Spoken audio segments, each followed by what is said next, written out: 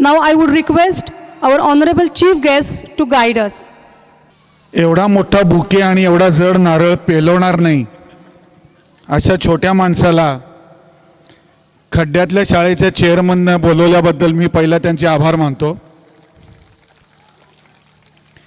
जे असतं ते वाढवणं अतिशय सोपं असतं आणि शून्यातनं उभा करणं हे अतिशय अवघड असतं.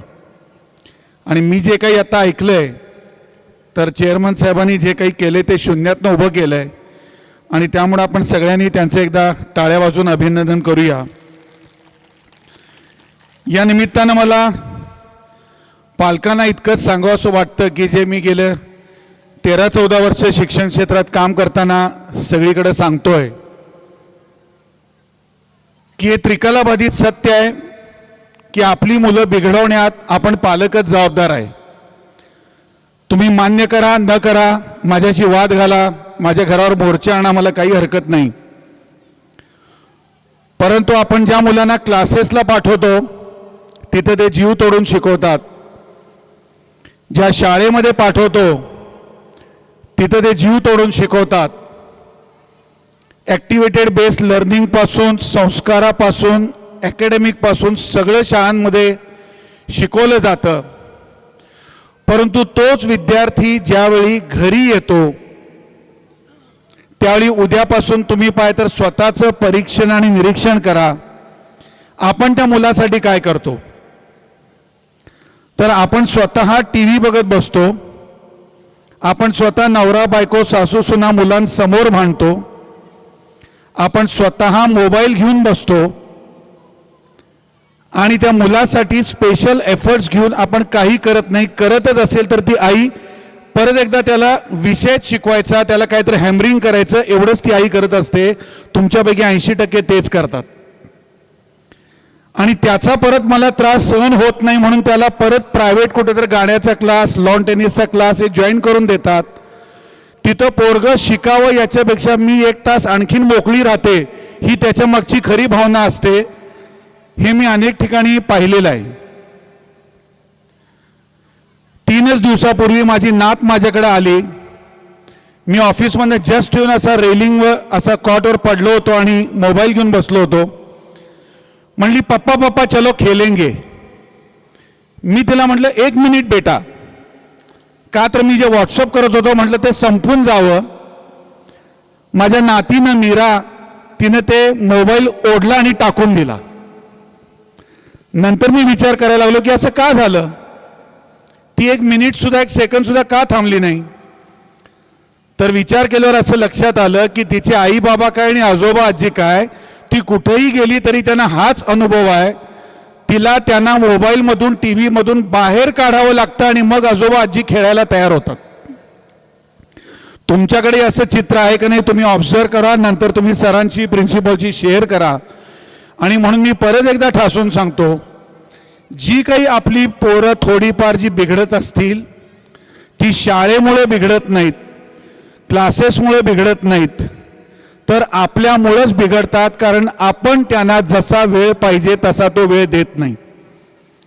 आमची पहिली प्रायोरिटी असते पैसे मिळवणे, दुसरी प्रायोरिटी असते सगळं कुटुंब सांभाळणे आणि तिसरी प्रायोरिटी असते त्यातनं जर काही वेळ लागला तर थोडंफार एंटरटेनमेंट करणे, फिरायला जाणे, पिक्चरला जाणे, हॉटेलिंग करणे.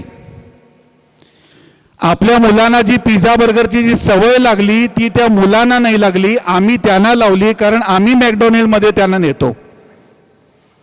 आपल्या मुलाबाळांना सारखं आईस्क्रीम आणि कोल्ड कॉफीची सवय लागली ती त्यांनी नाही लावली, कारण आम्ही त्यांना त्या हॉटेलात नेतो. आणि ज्यावेळी त्यांना मग पिझ्झा बर्गर आईस्क्रीमची सगळी सवय लागते, चटक लागते, मग आपल्याला कळतं त्याचे दुर्गुण आहेत आणि आपण त्यांना सांगतो बेटा नाही खाते, ते ऐकत नाही. आणि आम्ही ज्यावेळी 10 बायका भिशीत बसतो त्यावेळी म्हणतो क्या करेंगे अपने बच्चे सुनतेच नहीं. क्यों नहीं सुनते, लेकिन कोई भी नहीं कहेगा कि उसको बिगाड़ने का काम हमने ही किया है. आणि म्हणून हा एकच विषय ह्या 4-5 मिनिटापुरता मी सांगू इच्छितो की कृपया तुम्ही शाळेवर अवलंबून राहू नका. शाळा त्यांचं काम, तुम्ही जेवढं फी देता तेवढ्या तास ते सांभाळतात आणि तुमचा मुलगा 5-6 तासच सांभाळून तुमच्या ताब्यात देतात, परंतु उरलेलं 18 तास ते पोरग कुटुंबाच्या ताब्यात असतं. 18 तास आपल्या ताब्यात असतं. आणि ही शिक्षक लोक जीवापाड पडून जे 6 तासात शिकवतात त्यातलं बऱ्यापैकी सगळं बिघडवायचं काम आपण 18 तास करतो. आत्ताच सरांनी मला सांगितलं की पुढच्या वर्षी त्यांना डे बोर्डिंग काढायचा विचार आहे. पण त्याच्यामागची भूमिका काय होती, का काढतायत ते डे बोर्डिंग? तर डे बोर्डिंग ह्याच्यासाठी करतायत की आम्ही इथं शिकवल्यानंतर पोरं घरी गेल्यानंतर त्याच्या हातात मोबाईल येतो आणि तिथनं ते बाहेर पडले पाहिजे. जर डे बोर्डिंग केलं तर माझ्या ताब्यात राहतील, मी त्यांना आणखीन संस्कार देईल, ही त्यांची भावना आहे.